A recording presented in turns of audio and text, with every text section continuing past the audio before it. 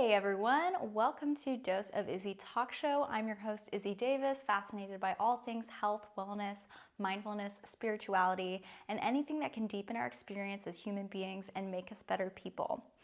Today I'm having myself as a guest. I thought I wouldn't have enough ideas to do solo episodes, but the ideas just keep a-coming. So I keep this book by my bedside table in order to write down video ideas that I have as I'm falling asleep. I believe when you're in, I think it's called beta state, when you're falling asleep and you're super calm. I believe that's the state that your brain is in. And it is the state where you are the most calm and you're the most open to ideas. And I always have these, what I feel in the moment are great ideas for videos, for content, really for just life in general as well. I think about work, great problem solving just kind of comes into my head. But for so many years, I just thought that in the morning I will remember those things. I've even tried to come up with acronyms to remember the things in the morning. I'm like, okay, these are the 3 great things I've been thinking about in the last 20 minutes. AXC, that's the acronym for it, whatever. And then I wake up, it's gone. It's gone. It's totally gone. And that is because when you're in that state, that theta or beta state, you are just in a different state of consciousness. And you don't really access that state of consciousness again until you're falling asleep again. So there's just no chance that you're going to be able to access those ideas when you wake up in the morning, unless you start writing them down. So I've been thinking for years, I need to keep a book by my bedside. I really need to. But I don't know why I could not get myself to do it. It's so funny with habits and stuff. You need that one little push to do it, and it's so small. Like, why did it take me years to just place a notebook by my bedside table? I realized for me, I have to even put it like this, open on the table, and have it literally open, have the pen right here. Otherwise, I'm so relaxed when I'm laying there, I don't have the wherewithal to open the notebook, to find the pen, I don't even turn on the light. I don't turn on the light. I actually am gonna struggle. I'm gonna read through some of these ideas today, and forgive me if this looks crazy. I also look crazy today. I wonder if anyone else has experienced this. I was using tallow, beef tallow, as a moisturizer for a hot minute, and then also doing a lot of hot yoga, and I developed perioral and periocular dermatitis. I'm also going through definitely some hormonal changes right now. I have the IUD, the Mirena IUD, and I'm 5 years into having it, and I think what's happening is it's starting to taper off, and so my body is naturally producing more hormones to kind of adjust. But I think the periocular dermatitis and perioral dermatitis was caused by the beef tallow clogging those areas and then sweating and doing a lot of hot yoga. But that was months ago, and I stopped using the beef tallow immediately and then tried to taper off on the hot yoga, but I'm kind of addicted to hot yoga, so that's a hard one.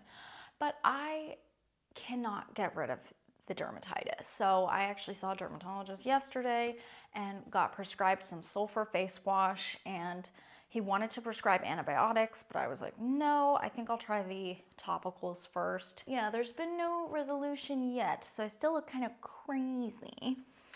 Anyways, I'm gonna try to read through my ideas. I figured I could make a podcast out of reading through my various video ideas, and then in the process, I would also create the videos. Genius.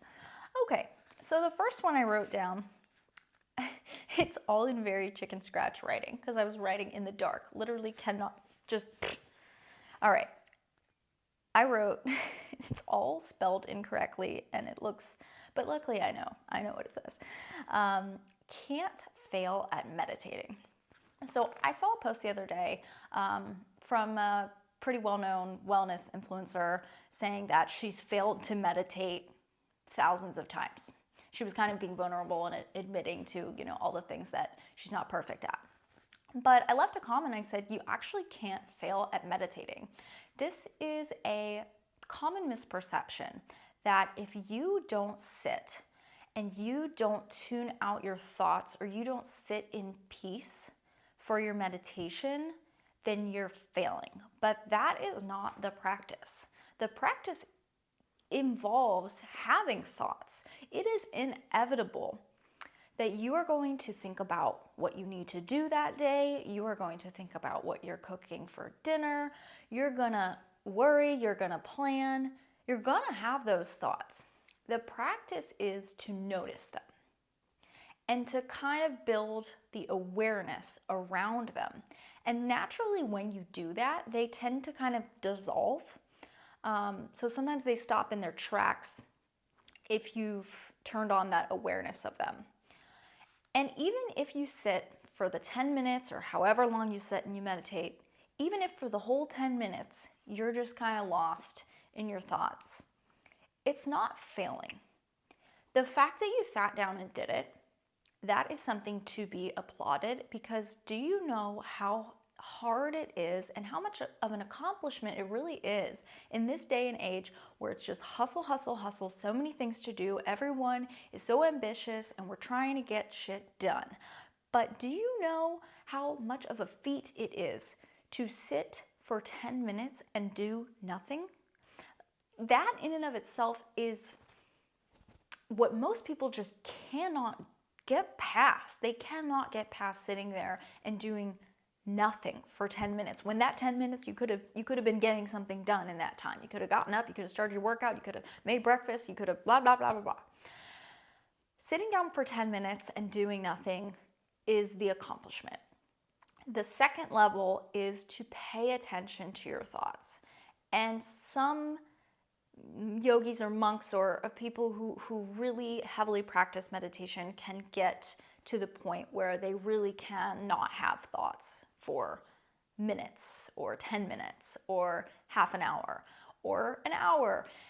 But that is not the expectation for your everyday meditator, for your everyday person who's just trying to increase their health and wellness and to increase their mindfulness. And that's what mindfulness is. Mindfulness is listening to your thoughts, being aware of your thinking, because so many people just sleepwalk through life, just listening to every single thought that pops into their head as if it's, like almost like God, like it's guiding them, it's themselves guiding themselves, when I think really it's uncontrollable. We cannot control our thoughts. They really just come without warning, without reason.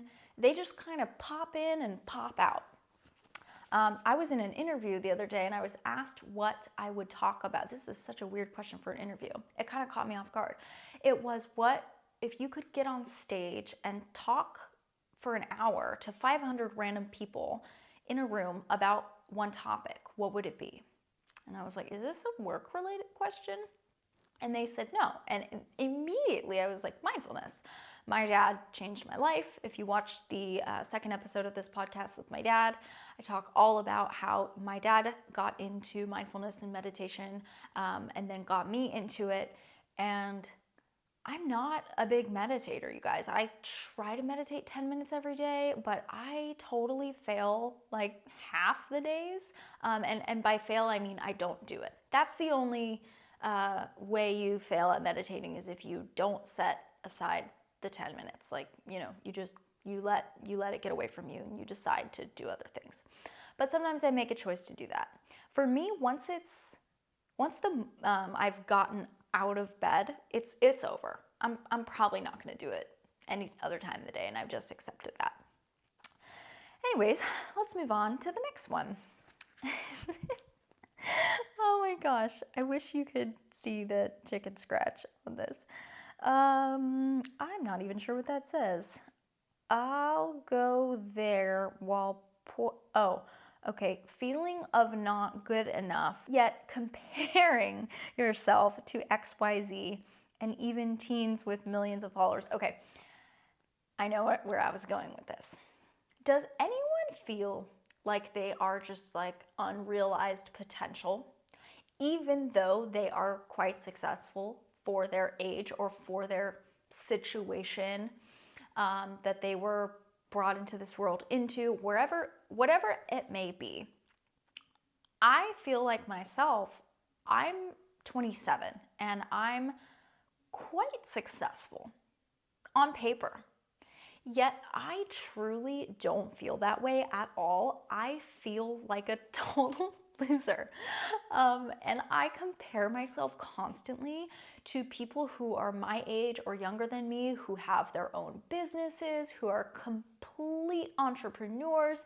And I was in the grocery store the other day and I saw Olivia Rodrigo on the cover of Time magazine. And I literally just thought, what a fucking loser am I? Why am I 27 and why... you know? And I compare myself to these teenagers on TikTok who have millions of followers, who are, now complete celebrities. And I'm like, what am I doing? Why am I so stupid?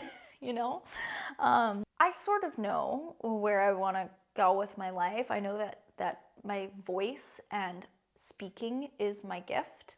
I love to use my voice to help people. That is my gift and what I feel is my purpose on this earth to do. But there's also always this feeling of imposter syndrome, something just kind of holding me back. And I don't know, I just think about people who are way more quote unquote successful than I am, and then I wonder if they compare themselves to even more successful people, because I'm pretty sure it never ends. I'm pretty sure you just kind of feel this way forever. And so I was talking to Shiva in my last podcast episode about, she's in the middle of writing her book and she wants to write this book and put this work out there. And she really feels that it's her dogma to help people. I'm so sorry. I obviously meant to say dharma, not dogma right there. Just jumping in to fix that. But I asked her, because I feel this way myself, what if this right now was all there is? What if you just stayed and lived exactly the way you are? You never finished the book. You were always just kind of working on the book, staying the same as you are.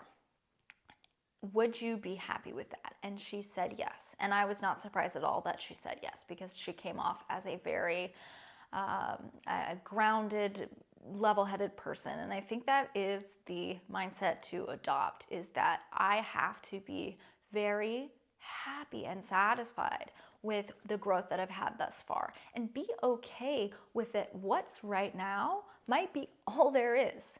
Like, this might be it. This might be the peak of my success, or this might be the best I've ever felt in my life about myself. So love it, I guess, is where I'm going with this. I don't know. Again, all of these ideas seem so great when I write them down when I'm half asleep. Okay, the next one says, yeah, definitely can read that. Feel like you're kind of good at a lot of things, but an expert at nothing, but just good at an impressive amount of things. So I was wondering if anyone else feels like they're kind of good at just an impressive amount of different things, but not an expert at anything.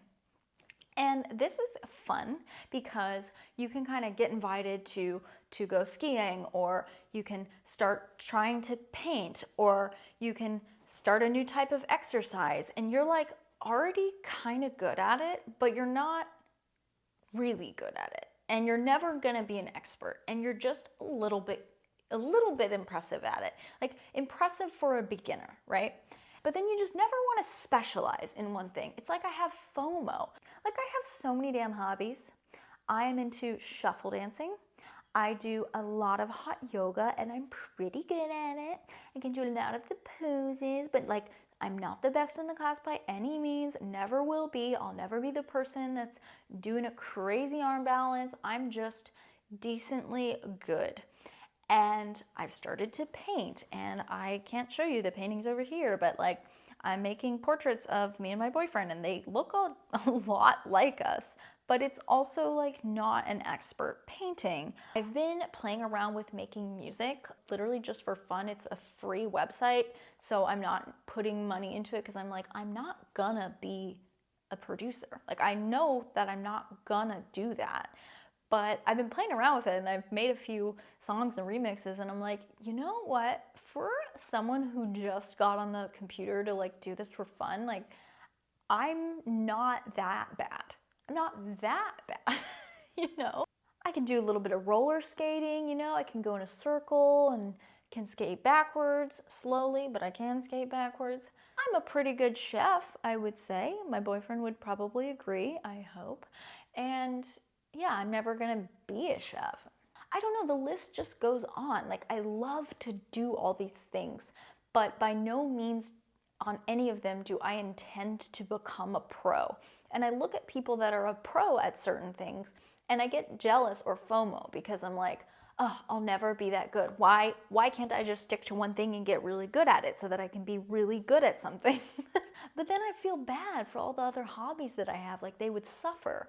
You know, I want to nurture each one of them a little bit here and there, and it's really fun to just mix it up all the time. Oh, and then I wrote in here, next solo episode, read this. Last night I was on one. I was just having so many ideas as I was falling asleep. Going back to the whole you can't fail at meditating thing, I just thought of this too. 99% of the thoughts that we have, I believe it is 99%, are useless. Useless. And you're like, what? My thoughts lead to actions and my actions are important. But how many of your thoughts actually lead to any action? Probably it's 1% of your thoughts. There's like the 1% of useful thoughts that you have throughout the day that cause you to do something, cause you to take an action, get something done, solve a problem. But the other 99% are just like hamster wheeling. They're worrying and they're random and they're kind of useless, you know? So I pay attention to my thoughts and I notice the uselessness in them now. You know, I'll just be working out, doing something, and my brain's just rattling off all this planning and random ideas for things. And, you know, they're things that I'm gonna do. I'm gonna do them. Why do I need to be thinking about them right now? I don't. What I should be doing is being present. But the brain is relentless and it just fills your mind with these random, useless thoughts. And they're usually just circular, not really leading to any action or really necessary thoughts that help you in any way. Okay, the final idea that I was thinking about how therapy has become really popular. And people go to therapy and they're like digging into their childhood wounds and their childhood trauma, and they're figuring out the why behind their own patterns or their own behaviors. And I have a controversial opinion about this, that digging into the why behind things. So when you're going back to your childhood, you're partially relying on memories that are stored in your brain, but it's very likely that your ego is also coming into play here. And your ego is painting things in a certain light that feels true to how you feel in the present day. You may feel in the present day negative. You're going to therapy because you're feeling negative or you're noticing a negative pattern. You're not feeling good. And you're trying to then pinpoint why you're not feeling good. So you subconsciously already have this like predetermined negativeness when therapist goes in and starts asking you questions about your childhood.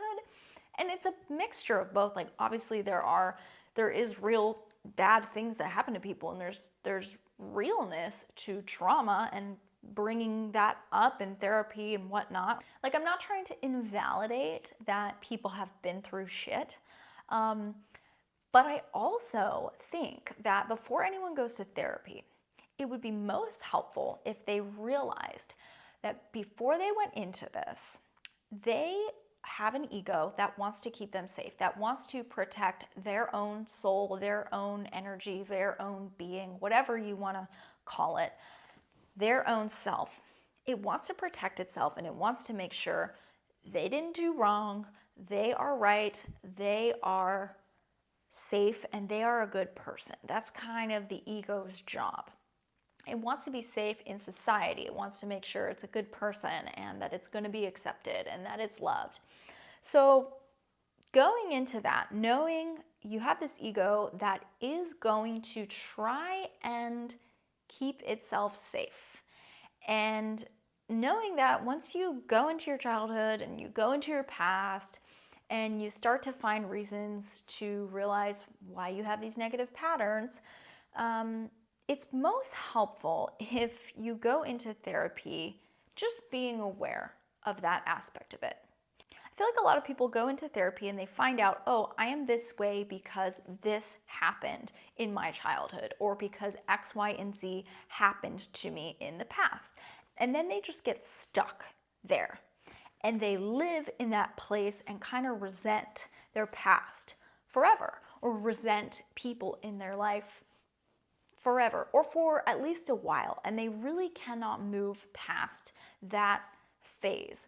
In the first episode that I had on this podcast, my friend Roland, whose mom is a witch, talks about how these days there's a lot of retreats and a lot of spiritual releases that people do, and somatic exercises of release, and all these different unique forms of therapy where people are releasing negative things from their past, or from their psyches, or from their bodies. And Roland talked about how there's some irresponsibility within therapists and within healers to basically fill that space back up and sew them back up before they let the person out into the world, theoretically. I did a ketamine treatment when I was just out of a rough relationship. And I did that treatment with the intention of healing. And the clinical treatment was like, an hour long, and I just sat there and like went deep into some dark corners of my brain, and it was a really weird experience. And then I came to, and then they were just like, well, see ya, let us know if you need anything. That's all that happened. And I left. And then that night I actually met up with someone else that had a really similar experience to me with regards to the rough relationship. And we went out to dinner, and we just talked and talked and talked, and we swapped stories, and she shared so many stories and so many things with me that were like even worse than what I went through. And I was the best listener that I've ever been in my life. I was like listening with full absorption of every single word that she was saying. And I went home and was just, I felt so heavy for days, and was crying the next day, not about what I had been through, about what she had been through. I had absorbed everything because there was like an opening. And anyways, this is irresponsibility within therapy and within healers. Like, if someone has released something and they've really opened up, there's gotta be a filling of that space with something new, something positive, and then a closing and a sealing, so that the person can go and leave the space and then go on to the rest of their life, and not have this like open wound. But Roland was talking about that. And I feel like with people diving into their childhood and the why behind their behaviors, and then finding reasons for why they are the way that they are, and finding people to blame, I feel like that's another just slightly, overlooked thing with people. If you end up in a place of like blaming or resenting another person or something that happened to you, again, I'm not invalidating that trauma isn't real for people. I totally think it is. But like the next step after that is to forgive people, forgive situations. And that's really hard for the ego, because the ego would much rather blame other people, blame other things, and say, we're good, we were great the whole time. Like, as much as we want to find the reasons for why we are the way that we are, it does not feel good to walk around knowing that someone or something from our past was wrong. Like, it feels good for our ego, but does it feel good for our soul? And I don't know, it makes me kind of question traditional forms of therapy where they ask you questions about your childhood. Like, the why behind why we are the way that we are, or the patterns that we have, isn't really the most important part. And I'm honestly not sure if it's a necessary step. And I think the therapists know that, but the people in therapy, they get this light bulb when they figure out, oh, it was my mom, oh, it was my dad, oh, this thing happened to me in my childhood, or this happened to me repeatedly when I was growing up. That's why I'm this way. Oh. And then they're like happy and satisfied that they were in therapy. Bye bye. That's not it. That's not it. I don't know, man. That's all the ideas I had the last few days in the little notebookie. So thanks for listening. These were probably terrible. I was probably just in that really relaxed state where everything sounded like a great idea, but I don't know. Let me know. And thanks so much for listening to me blab, and I'll see you in the next episode.